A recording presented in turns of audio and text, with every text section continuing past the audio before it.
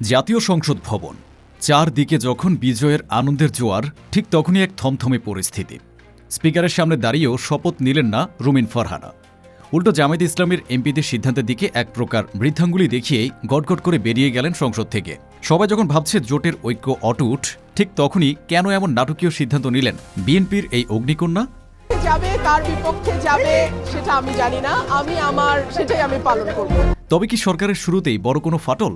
শপথ না নিয়ে রুমিন ফারহানার এই চলে যাওয়া আসলে কিসের ইঙ্গিত? আসসালামু আলাইকুম, স্বাগত জানাচ্ছি স্রোত নিউজে। আজকের ভিডিওতে আমরা উন্মোচন করতে যাচ্ছি ১৩তম জাতীয় সংসদের শপথ গ্রহণ অনুষ্ঠানের সে নজিরবিহীন ঘটনা, জানিয়ে এই মুহূর্তে তোলপাড় চলছে গোটা রাজনীতির আঙিনায়। জামায়াতে ইসলামী যখন সংবিধান সংস্কার পরিষদের শপথ নিলেন, তখন কেন বেঁকে বসল বিএনপি? আমরা কেউ সংবিধান সংস্কার পরিষদের সদস্য হিসেবে নির্বাচিত হইনি। কেন রুমিন ফারহানা কাউকে তোয়াক্কা না করে বেরিয়ে গেলেন? বিস্তারিত জানতে ভিডিওটি না টেনে শেষ পর্যন্ত দেখুন। ঘটনাটি ঘটেছে ঠিক তখনই যখন জাতীয় সংসদ সদস্য হিসেবে শপথ নেয়ার পর সংবিধান সংস্কার পরিষদের সদস্য হিসেবে দ্বিতীয়বার শপথ নেয়ার জন্য প্রস্তুত হচ্ছিল সবাই। নিয়ম অনুযায়ী গণভোটে হ্যাঁ জয়যুক্ত হওয়ায় নবনির্বাচিত এমপিদের দুটি শপথ নেয়ার কথা, একটি এমপি হিসেবে এবং অন্যটি সংবিধান সংস্কার পরিষদের সদস্য হিসেবে। কিন্তু এখানেই বেঁধে গেল বিপত্তি। সংসদ ভবনের শপথ কক্ষে তখন পিন পতন নীরবতা। একদিকে জামায়াতে ইসলামীর আমির ডাক্তার শফিকুর রহমান সহ দলের নির্বাচিত ৭৭ জন এমপি প্রস্তুত। তারা এমপি পদের পাশাপাশি সংবিধান সংস্কার পরিষদের সদস্য হিসেবেও শপথ নিচ্ছেন। কিন্তু ঠিক উল্টো চিত্র দেখা গেল বিএনপি শিবিরে। ব্রাহ্মণবাড়িয়া ২ আসন থেকে নির্বাচিত ফায়ার ব্র্যান্ড লিডার রুমিন ফারহানা এবং বিএনপির অন্যান্য এমপিরা সাফ জানিয়ে দিলেন তারা এই দ্বিতীয় শপথ নেবেন না। এবং প্রথম সভাতেই আজকে আমাদের সিদ্ধান্ত হয়েছে যে বাংলাদেশ জাতীয় দলের কোনো সংসদ সদস্য তারা কোনো প্লটও নেওয়া হবে না সরকারের কাছ থেকে। এই সিদ্ধান্ত আজকে নেওয়া হয়েছে। দৃশ্যপটটা ছিল অত্যন্ত নাটকীয়। জামায়াতে ইসলামীর এমপিরা যখন মাইকের সামনে দাঁড়িয়ে সংস্কার পরিষদের শপথ বাক্য পাঠ করছেন, তখন রুমিন ফারহানা তার ফাইল গুটিয়ে সিট থেকে উঠে দাঁড়ান। তার বডি ল্যাঙ্গুয়েজ বা শরীরী ভাষা ছিল অত্যন্ত কঠোর এবং আত্মবিশ্বাসী, যেন তিনি জোটের শরিক দল জামায়াতকে বুঝিয়ে দিতে চাইলেন তোমরা আপোষ করলেও আমরা নীতিতে অটল। এরপর সোজা গটগট করে হেঁটে বেরিয়ে যান শপথ কক্ষ থেকে। তার সাথে সাথে বিএনপির অন্যান্য এমপিরাও এ শপথ বর্জন করেন। দর্শক, রাজনীতির এই ভেরিফাইড এবং এক্সক্লুসিভ খবরগুলো সবার আগে এবং সবচেয়ে নিখুঁতভাবে পেতে এখনই সাবস্ক্রাইব করুন আমাদের চ্যানেল স্রোত নিউজ, আর পাশে থাকা বেল আইকনটি চেপে দিন যেন কোনো ব্রেকিং নিউজ আপনি মিস না করেন, কারণ আমরাই বলছি রাজনীতির ভেতরের খবর। এখন প্রশ্ন হচ্ছে, কেন এমন করলেন রুমিন ফারহানা? কেন একই জোটের শরিক হয়েও জামায়াত ও বিএনপির এই বিপরীতমুখী অবস্থান? এর উত্তর দিয়েছেন বিএনপির স্থায়ী কমিটির সদস্য ও কক্সবাজার ১ আসনের এমপি সালাউদ্দিন আহমেদ। তিনি স্পষ্ট ভাষায় জানিয়েছেন, বিএনপির এই ওয়াকআউট বা বেরিয়ে যাওয়া কোনো আবেগের বশবর্তী হয়ে নয়। আমি মাননীয় চেয়ারম্যানের নির্দেশে ওনার উপস্থিতিতে আপনাদেরকে এই আমাদের দলীয় সিদ্ধান্তটা জানালাম। ধন্যবাদ সব। বরং এটি সম্পূর্ণ সংবিধান রক্ষার লড়াই। সালাউদ্দিন আহমেদ শপথকক্ষে দাঁড়িয়ে বলেন, সংবিধান সংস্কার পরিষদের শপথের কোনো বিধান বর্তমানে সংবিধানে নেই।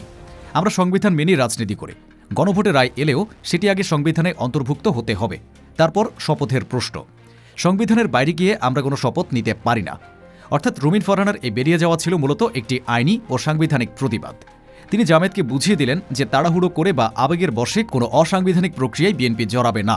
যেখানে জামায়াত এবং এনসিপি নেতৃত্বাধীন জোট মনে করছে এখনই সংস্কার পরিষদের শপথ নেওয়া জরুরি, সেখানে বিএনপি মনে করছে এটি সংবিধান লঙ্ঘনের শামিল। বিষয়টি আরও ঘোলাটে হয়েছে কারণ গত ১২ই ফেব্রুয়ারি অনুষ্ঠিত নির্বাচনে তারেক রহমানের নেতৃত্বে বিএনপি ও সমমনা জোট ২১১টি আসনে জয়লাভ করে এক নিরঙ্কুশ সংখ্যাগরিষ্ঠতা অর্জন করেছে। এটি বাংলাদেশের ইতিহাসে বিএনপির ষষ্ঠবারের মতো ক্ষমতায় আসা।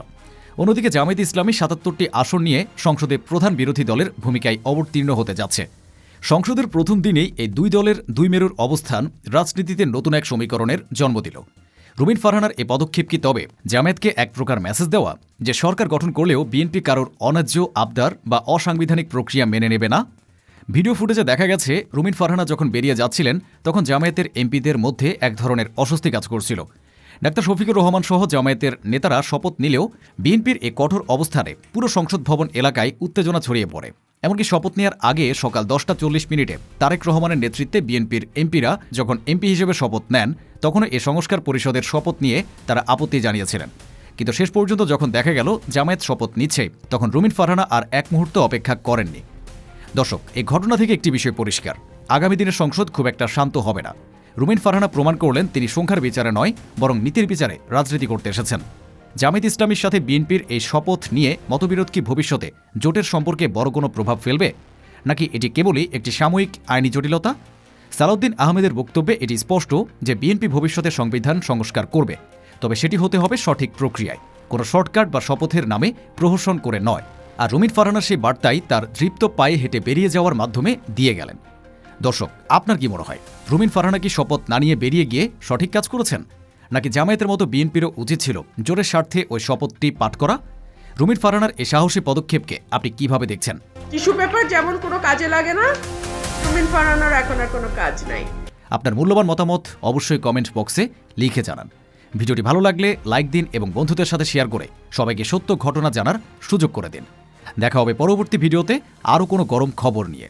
ততক্ষণ পর্যন্ত ভালো থাকুন আর চোখ রাখুন স্রোত নিউজের পর্দায়। আল্লাহ হাফেজ।